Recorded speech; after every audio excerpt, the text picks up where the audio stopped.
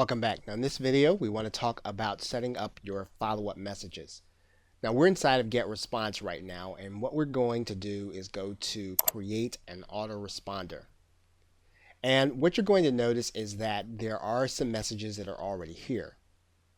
But assuming that your product is new and your list is new and that you haven't created any messages, what you want to do is to create a series of messages that you want to set up a series of messages so that when your buyer actually gets the first message, they're going to get more messages encouraging them to pick up the upsell. Now, there are a couple of things you're going to want to do when you set up these autoresponders and these follow-ups. Now, we've spoken previously about list automation.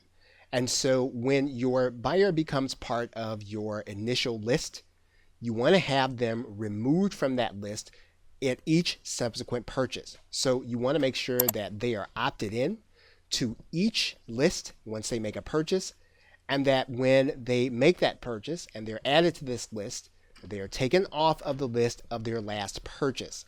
What this means is that they're only going to be on the list of their last purchase and not on their initial one.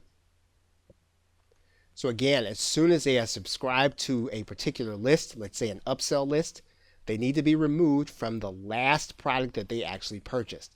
What you're doing is you're segmenting the list, but you're also making sure that at least during the launch period, that they're not going to get emails from two different places, but at the same time, you want to make sure that they get all of the follow-ups, encouraging them to continue to buy the upsell.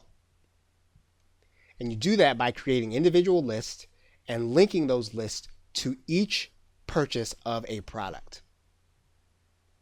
Okay, so with that, thanks, and I will see you in another video.